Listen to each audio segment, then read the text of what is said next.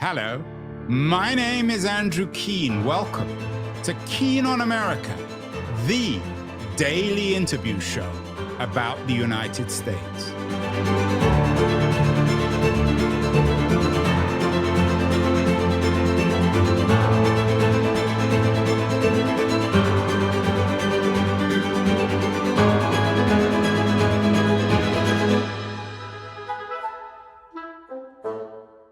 Hello, everybody.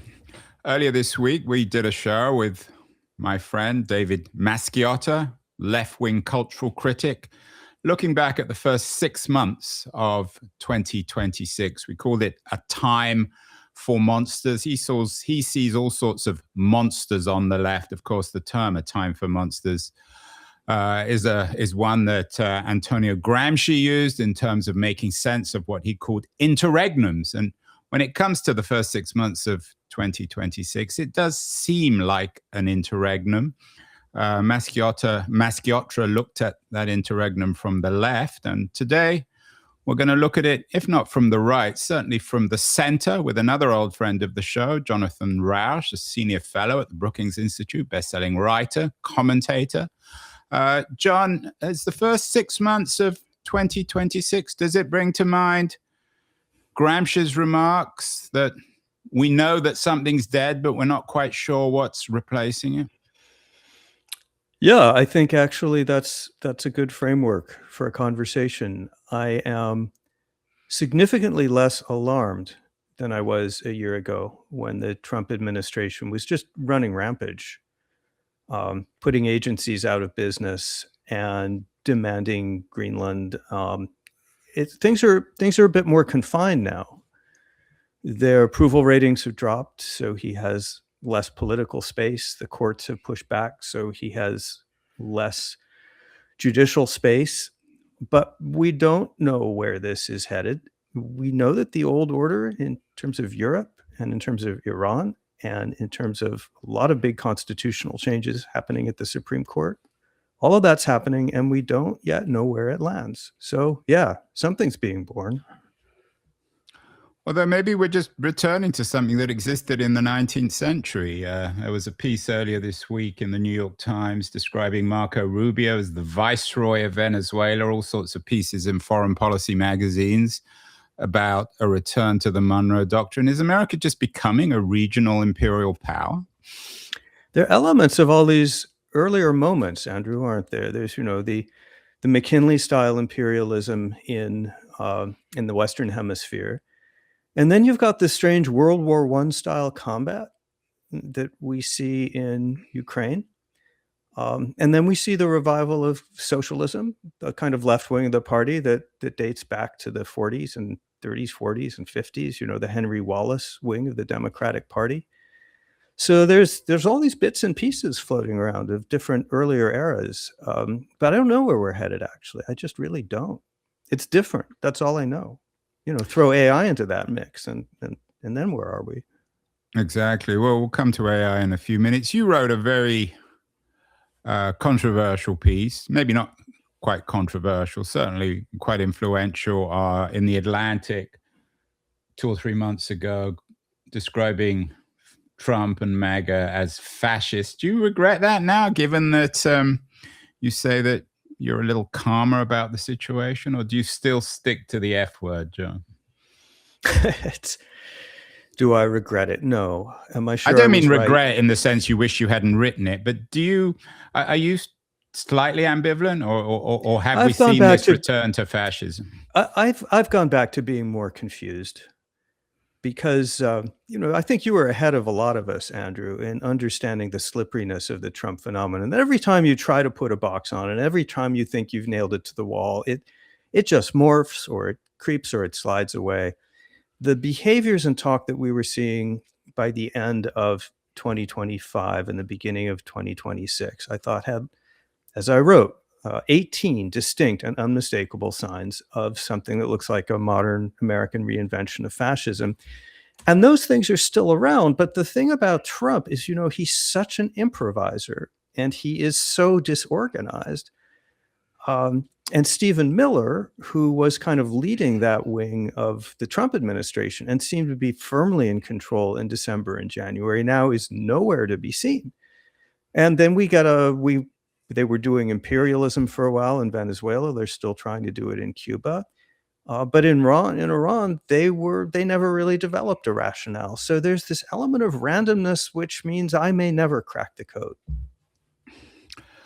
But there is a code, John. There always is in history. I mean, we talked before we went live, or maybe we emailed before we went live. You asked me for my opinion. And I see Trump as an early example of what we might think of as an attention president, where his only interest really is being on the front page. He's always on the front page in every sense. He even got on the front page when it came to the World Cup.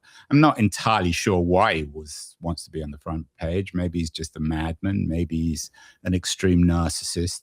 But could one argue that this supposed interregnum is the future, a place where the only struggle is for attention? Yes, if you take out the word only. Attention has become coin of the realm in politics in a way that is startling to someone like me. I grew up in the 60s and 70s and cut my teeth as a reporter on Capitol Hill in the 80s, and everyone cared what was in the reconciliation bill and what the appropriations committees were doing and what was happening at the Office of Management and Budget. Well, no, I'm not sure everyone, John. I mean, everyone in your orbit. Well, professional politicians. It would have seemed strange to say the way you run for office is not by promising a bridge in your district, but by getting on social media. We didn't have social media, and everything was gatekept by, party bosses and elders, and you had to work your way up in the political class. Now, of course, you can be Graham Plattner. You come in on social media, you leave on social media. This is entirely new. And yeah, it's attention driven, but it's not the only thing. I think we should remind ourselves, as inside the Beltway and Brookingsy as it sounds, that the policy and governing still matter.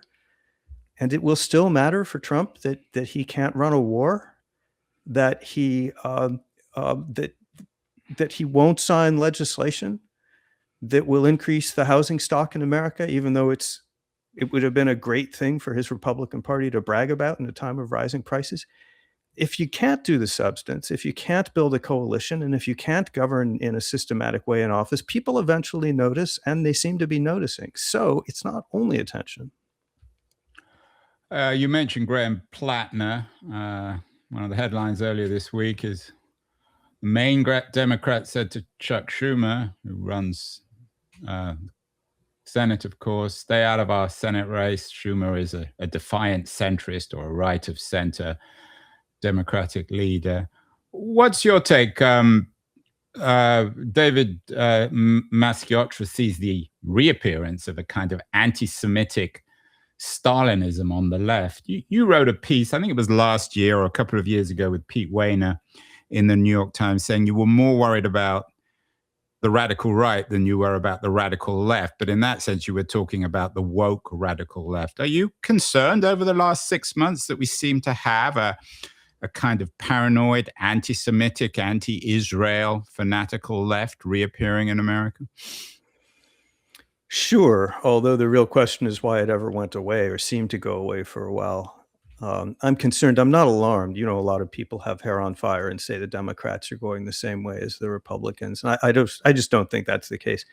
I think what Pete and I said, whenever it was 3 or 4 years ago, is still true, which is that the Republican Party is much more dangerous to the Constitution and the rule of law than the Democratic Party. And the Democrats are still in better shape when it comes to maintaining a grip on reality, avoiding extremism. And one of the reasons for that is that so much of the Democratic base is African Americans, especially African American women. Those are the people who stopped Bernie Sanders cold. African American voters still tend to be on the model of what have you done for me lately? Are you reliable? Are you solid? They are not as ideological. They want to see results. And no one can win the presidency without winning the African American vote. And that's a buffer that Republicans did not have. The socialist movement, the whatever they call themselves, democratic socialist, this is a phenomenon of well-educated whites primarily. This is what some people have called, impolitely, I guess, a phenomenon of surplus elites. But it's not going to go over well with a lot of the base of the party. So I think that puts limits on it, and it may not be unhealthy, right? This is something I think we talked about in your show on an earlier occasion. I've kind of wondered, amid the rise of these massive, massive fortunes and the political power that's wielded, when someone like Elon Musk, without thinking about it, can drop $300 million into the presidential race, it's not unhealthy to have our politics reacting to that, even if it reacts in some extreme ways. I am not sorry to see these issues being raised. Another interesting piece that's written earlier this week was by another old friend of the show, Tim O'Reilly, in The Economist. He's written an essay about how, and he's no great friend of Elon Musk, is building a form of capitalism that Adam Smith would hate, a kind of monarchical or a prince-like capitalism. Over the last 6 months, John, Musk has become, or at least for a period of time, a paper trillionaire with the SpaceX IPO, very successful SpaceX IPO. What's happened over the last 6 months in terms of inequality, Musk, the appearance of a trillionaire, multi-billionaires and their power in America? Has anything really changed? Or in July 2026, are we basically in the same spot as we were in January 2026? You're better positioned to answer that than I am. My sense, I mean, I'm just vibing now, so pay no attention to what I'm about to say. But I think what I'm seeing is a stirring of broader public opinion that inequality now is of a different sort than it used to be. Inequality used to mean that CEOs got paid, 100 or 150 times what a line worker got paid, and that's a bad thing.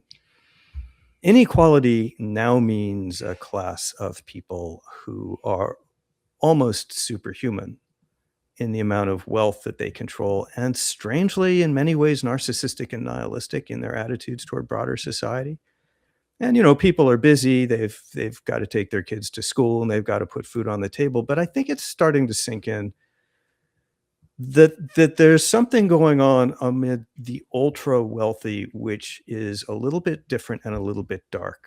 I don't know, though. Do you think that's right? Well, is a return to the guild? I mean, you talked about late 19th century, Monroe Doctrine, and all the rest of it. McKinley, are we returning to a Gilded Age, or is it something beyond the Gilded Age, where you have, I mean, in the O'Reilly piece, he talks about, I hadn't heard this before, but it's kind of interesting, that not O'Reilly, Musk has now been boasting that SpaceX will become worth more than the rest of Earth, which is only someone who reads a lot of science fiction would say that kind of thing. What does that mean? You'll have to ask Elon. But you get the... I get the gist. Yeah, this feels very different to me than the Gilded Age. I mean, the Gilded Age was tycoons doing some bad stuff, like using government forces to shoot at strikers. But it was also a period of noblesse oblige. Andrew Carnegie built libraries all across the country. A lot of them still exist. Andrew Mellon developed art collections, which became the National Gallery. I can't remember his name, but one of the guys, I think he was a founder of Sears Roebuck, used his fortune to build schools for African Americans. Yeah, and there's the Leyland Stanford model, of course, who founded a college, which is now University. Rockefeller, of course, founded the first great foundation, built the model, built the University of Chicago, arguably the country's greatest university, certainly up there. We don't really see that with this group. Well, you do with Gates, don't you? I mean, although Gates hasn't had a very good 6 months either. Gates looks culturally like the previous generation. He comes up in the 80s and 90s. This new group just seems, I mean, you're the expert on these guys, but someone like Mark Andreessen, the way he was talking until someone told him to shut up, and he wisely did, he was sounding like a parody of an Ayn Rand novel. They all do. This is Well, a it's because they different. read Ayn Rand. So I'm not sure if they're parodying. They're simply repeating what they've read. That's quite possible. And this is, I just think, a very different thing than the social role that the ultra-rich played and were expected to play. I mean, even David Masciotto claims at least to be on the left, pooh-poohed the left, pooh-poohed Plattner. I mean, no one's going to defend Plattner's personal life, but his politics are something quite different. I mean, so if we collectively pooh-pooh the Plattners and the Bernie Sanders, and yet we recognize this new world, where are we supposed to go, John? Well, we shouldn't poo-pooh the left, for one thing. I mean, when I say poo-pooh, I mean intellectually dismiss these people as being in a. I mean, you suggested that they're not really keyed into the real America of Black African of African American women who vote in a very concrete, material way. If I said that, I take it back. But what was your point about Black women? Why are they important? So 2 different points. One is that the Democratic Party remains a coalitional party. It has not fallen to any one faction as the Republican Party has. And that creates some balance within the party, which I think makes it unlikely that the most extreme leftists will succeed in doing to the Democrats what Trump and the MAGA movement did to the Republican Party. And assuming that's the case and the Democratic Party remains a lively coalition, I think it's healthy. Far from poo-poohing Bernie Sanders, I think it's healthy that you've got a left that is raising these questions. I don't particularly love their solutions. In fact, I don't think they have any. Nonetheless, I think it's, at this point, it would be crazy to deny. I mean, to be fair, I mean, we had Tad Devine on the show. He has a new book out. He was Bernie Sanders' manager in 2016. I mean, they have a clear policies on wealth, on taxation, on redistribution. I mean, may not agree with them, but they are real. I don't think I would agree with that. They think you can tax the rich in order to have Medicare for all. I guarantee you that's not going to work, for example. I think they're stronger on rhetoric than they are in reality, and we can go through all that if you want. And I listened to that show, and with all due respect, I think Bernie Sanders lost because there's no way African Americans are going to support that guy for president. They just weren't. I think he lost because he was too far to the left, and it wasn't the fault of the Democratic Party conspiring against him. And if they did, they should have, because he wasn't even a Democrat. Parties are supposed to favor people who are members of their party. So having said all that, in other words, I think that particular take is a bit whiny and a bit inaccurate. I don't know that there's much meat in the left-wing hamburger. I look more to the abundance people for a real agenda that you can actually start to implement. And in fact, Congress tried, just passed a bill. Are we seeing anything with the agenda guys? Klein, who's an excellent journalist, he runs an excellent podcast, I think, on the New York Times, and Derek Thompson. Their book was a bestseller last year. Are you seeing in DC the appearance of a quote-unquote abundance agenda in terms of policy? You're a policy guy. Yes, we are, and Congress, in a rare example of bipartisanship and a rare example of good policy, maybe not as rare as people think, but it's a good thing. Congress just passed a bill that will take a lot of steps that will try to reduce obstacles to building housing. And that is exactly what Congress should be doing right now. And it should not be a partisan issue. Of course, Trump should have signed it, and he should have taken credit for it.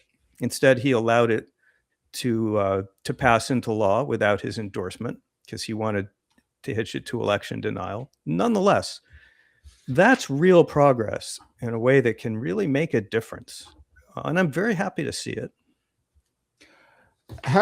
You're in DC, you watch the Senate.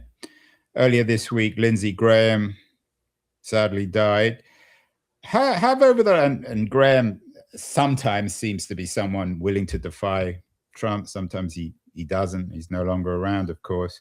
There was a McCainian element to him, as well as certainly a more subservient element. Over the last 6 months, has Congress, particularly the Republican party in the Senate grown a pair, so to speak, without wishing to be too vulgar, John? Have they begun to behave as senators in the way in which the Constitution wanted them to and defy the president? I don't think so. I'm glad that they passed a good piece of legislation. I still don't see a coherent alternative to Trumpism and MAGA among Republicans in the Senate. They have been willing to do some things like, I think the last count was 40-some Trump appointments that were completely crazy or for other reasons deeply flawed. They quietly nixed those, not by voting them down, but by telling the White House, I don't think you can pass them. So they've done some stuff behind the scenes. But for the most part, I still think they're lacking in spine and lacking in testicles. We'll see. I think he's going to send up Todd Blanche as his nominee for Attorney General. And this would be a thumb in the eye to the rule of law and a thumb in the eye to the US Congress. Remember, this is the administration that attempted to arrest and prosecute members of Congress for showing up at an immigration facility. They show complete contempt for Congress. And Blanche has shown himself to be, in some fundamental ways, corrupt, just willing to do the White House's will at the expense of the law. So this is a moment when we'll find out. Are they willing to draw a line? Are they willing to say, you need an attorney general who will obey the law? But has anything changed? I mean, I know you also want to talk about what's happened on the court.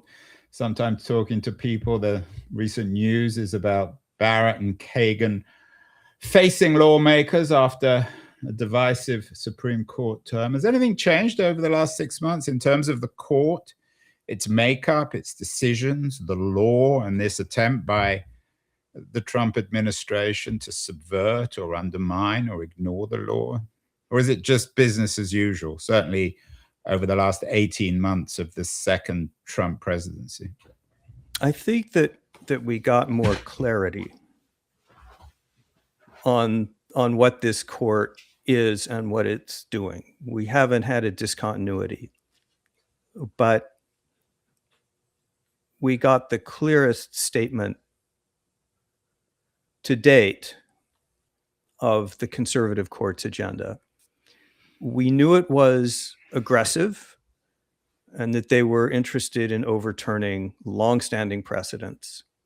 And we knew that it had a strong view on the power of the presidency, the unitary executive, the inability of Congress, and to some extent the courts, to limit executive power. And we knew that a number of them, especially Alito and Thomas, but also to some extent Kavanaugh and Gorsuch, were pretty out there in terms of some of their views. And we've seen all that confirmed. The biggest decision was certainly overturning Humphrey's executor. And, what all that means, bottom line, is it's much harder for Congress to set up an independent agency and much easier for the president to fire people running agencies just because he doesn't like them. And that's a significant shift in power away from Congress and toward the presidency. And it's also overturning 80 years of precedent. It's not alarming in and of itself. It's more alarming because this guy's president. But what it shows is this is a court that is really willing to cross the street in order to reorder things in the way it thinks is right. It also effectively gutted what was left of the Voting Rights Act. That will have, that immediately translated into jurisdictions like Louisiana redistricting aggressively. And the courts have said, that's up to them, not up to us. It did not overturn birthright citizenship, but it came, to me, shockingly close. It looked like you had 4 gettable votes for the proposition that being born in America does not confer citizenship, which I think really would have been news to the people who wrote the Fourth Amendment and said that it did. So it's a very aggressive court. We knew that before, but I think now we're seeing that the gloves are really off. But again, is that something different? I mean, often people present this Trump administration as being somehow foreign to the history of the United States. I mean, the issue of an imperial presidency has been a persistent theme over at least the last 100 years, ever since FDR. And even in the 19th century, when there wasn't an imperial presidency, and FDR to Nixon to JFK. I mean, what's different? Well, there's two things there. One is the presidency and the other is the court. And my comment pertained more to the court itself. So for a while we had this question, what kind of court was this going to be? Because you've got John Roberts in the middle and you've got Justice Barrett kind of in the middle. They're very conservative, but they're respectful of precedent. They're very institutionalist. They want to conserve the court's standing in the public eye. And especially Chief Justice Roberts wants to look for ways to accomplish things that can garner a majority and maybe not go as far as the more radical voices on the court's right want to do. And I think what we've seen in this term was not that the radical right takes over. I'm not saying that, but a shift in the direction of the balance of power in the court, that the conservatives have become more assertive, willing to push farther, and that they are pulling Chief Justice Roberts with them. So that's not a sea change, but it is confirming a direction. In terms of the power of the presidency, of course, people have been worried about that for years. Nothing new in the direction. What is new is the speed. It's accelerated. So in Trump's second term, we have seen it is now a fact that the president can simply decide to shut down a congressionally funded, congressionally mandated agency. He can just say, I'm sorry, I'm not going to do that. I don't care if Congress has passed a law and a budget saying I must do it. I don't think anyone's done that before. This new decision will give Trump the power to say, Andrew Keen, you may be the chairman of the Federal Communications Commission, but you didn't do what I want, so you're fired. This is a president who will probably use that power. I could go on, but you get the point. So is there a point of no return where it just becomes difficult or impossible for Congress to reel back some of the powers that it's given away and losing? I don't know, but we're getting closer if there is that point. How are we going to remember the 250th? That's going to be a theme that historians will look back on. I know that you think that the drama, or seems like the soap opera drama over the reflecting pool beside the Lincoln Memorial is somehow symbolic of how we'll remember this period. What's the last 6 months, and certainly July 4th? What was it like in DC? You're a DC person, John. I guess I should only speak for myself, but what should have been a big party and a big unifying celebration kind of fizzled out. And I don't think the fireworks were the symbol of how people were feeling. I think the reflecting pool was a symbol of how people were feeling. An attempt to just turn the damn thing blue failed. It lost its liner and turned green. And that's kind of what happened to the sesquicentennial celebration as well. There was a fair. I didn't go. I heard it was a nice fair. But if this was an occasion to kind of unify America, remember what's good about the country, remember what we have in common, I just think it failed. And it was kind of a damp squib, and it's a lost opportunity, and also makes me a little bit sad. I'm old enough to remember the 200th anniversary. And it was a moment of unadulterated pride, not without understanding the sins that America has committed, but it was a moment that brought us together. And this one will be forgotten. Probably already has. Does anyone notice in San Francisco? There was an interesting piece in the Times again earlier this week about what Gibbon's book about decline and fall tells us about America today. On the one hand, America clearly is in some kind of decline. On the other hand, its economic power is in some ways unprecedented. AI its economy, certainly in comparison to Europe. Of course, you've got China as well, but China's replacing Europe rather than the United States. So over this 6 months, are you more or less confident about the United States on the world stage? You're getting involved in all these bizarre wars. They're, as we said earlier, running Venezuela like a colonial state. They're about to do perhaps the same thing in Cuba. We have this ongoing war in Iran that seems to stop and start every day at the whim of the president. Is America over these first 6 months, or even in 2026, is it growing or shrinking in power? It's very hard to tell. Or it's very hard to tell. Or is it morphing? It goes back to the comment with which you started the show. Something is being born. And I don't know if it's bigger or smaller or stronger or weaker, but it's different.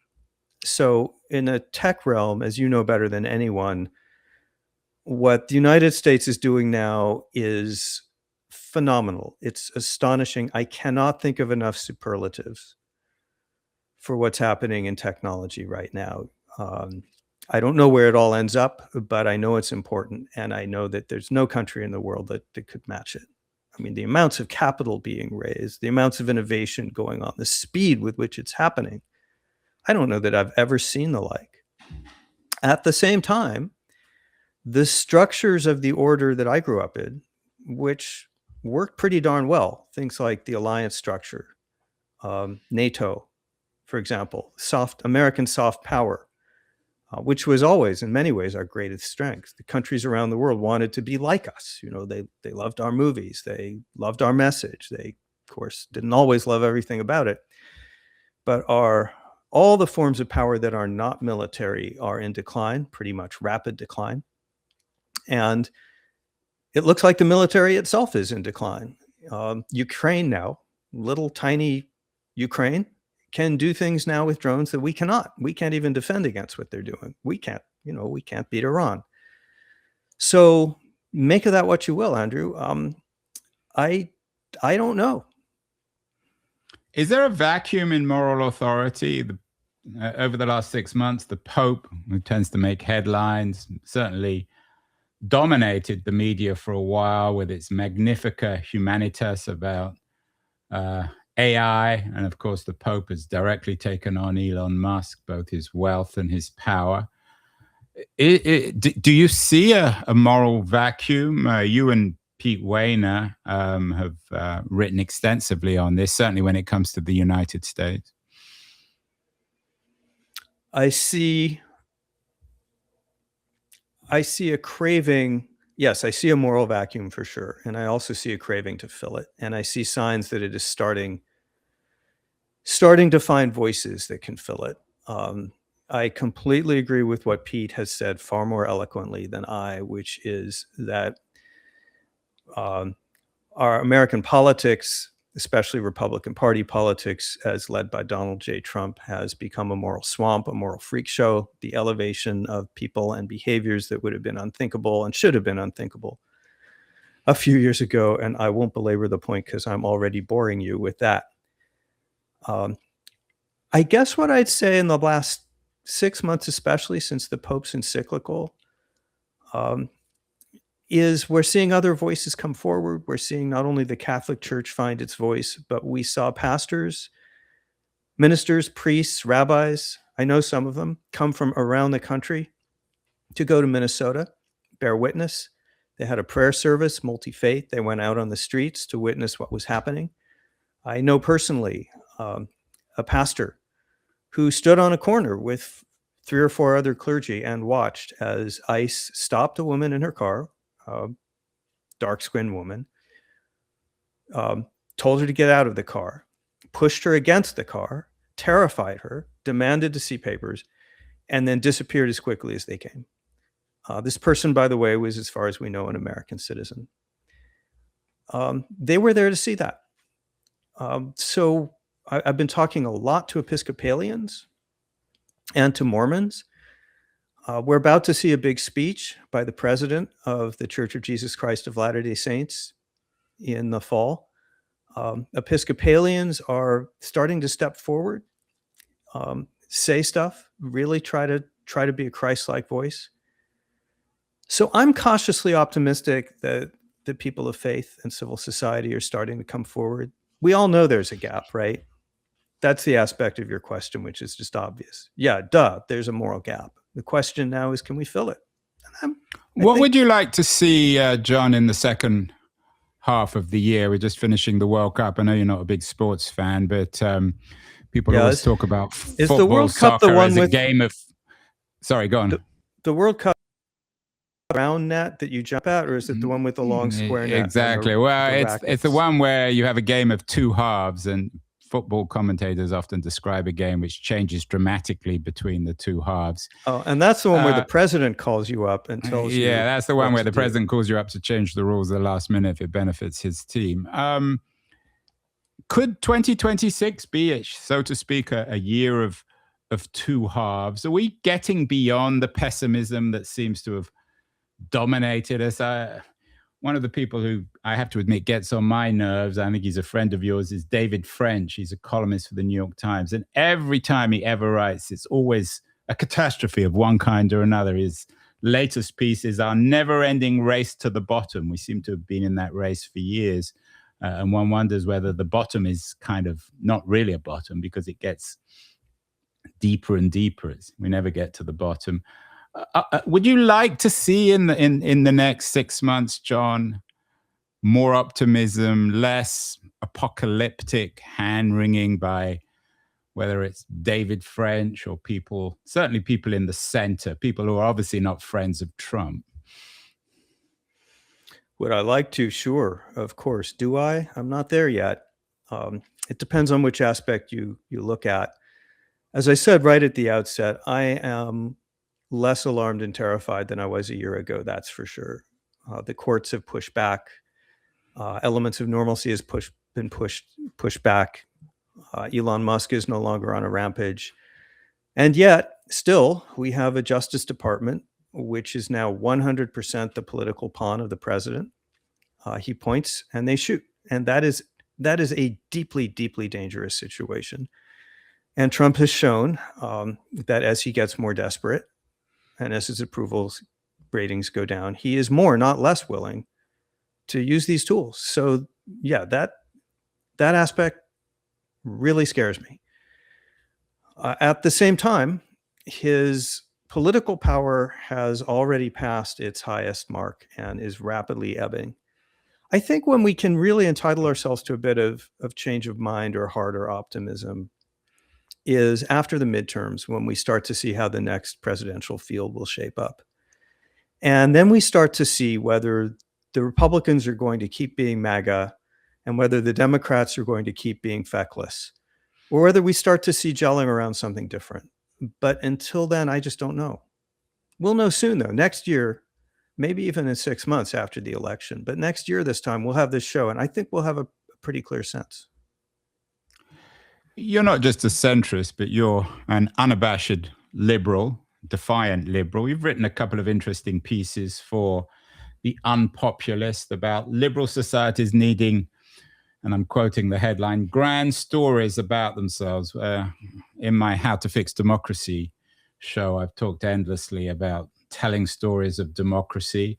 You also write in The Unpopulist the need for liberals to brag about liberalism, I guess, brag about themselves. How would you like, John, over the next 6 months, liberals to begin to tell stories about themselves, about a liberal society, which clearly is in some kind of crisis? Yes, and all over the world, not just here. Yeah, not just here, of course. Well, just to clarify, by liberal, I mean the kind of liberalism that believes in classic liberalism, not the liberalism of the left, the 19th century. Science, markets, and liberal democratic politics, constitutions, rule of law, minority rights, rationalism, all of those things. We liberals have just been in a state of flight, of dismay. We did not see the coming of the populist right, and now we don't seem prepared for the coming of the populist left. What we have not been able to do is remind ourselves and the world that Frank Fukuyama, a guest of yours, I think, was in fact right when he said 35 years ago that there's only one system that can create wealth on a global scale, that can produce knowledge on a global scale, that can settle political disputes. And he said this, of peacefully. course, in his book and in his article, The End of History. Right. Widely misunderstood. He wasn't saying, crazy, bad, dangerous, awful things won't happen. But he was saying there's only one system that works. And he's right. Maybe the Chinese system will work. We'll see. I very much doubt it. I think it's headed for bad times. But I think we need to start rediscovering and then retelling the story that there is only one system that provides knowledge, peace, freedom, and wealth. And it's our system. And yes, it needs to be fixed. It needs to be improved. Sure. That's why I'm very happy to see Congress pass a bill that will make it easier to build houses. It's going to disempower some of the special interests that have blocked that. That's important to do. But we must not forget that ours is the only system that works, and we need to tell that story. Well, there you have it. That's the story to tell, certainly in the second half of 2026. It may be a year of two halves, even if John doesn't quite get that because he doesn't follow the beautiful game. John, as always, a real honor to have you on the show, and we'll certainly catch up with you over the next few months. Thank you so much. Thank you. Hi, this is Andrew again. Thank you so much for listening or watching the show. If you enjoyed it, please subscribe. We're on Substack, YouTube, Apple, Spotify, all the platforms. And I'd be very curious as to your comments as well on what you think of the show, how it can be improved, and the kinds of guests that you would enjoy hearing or listening to in future. Thank you again.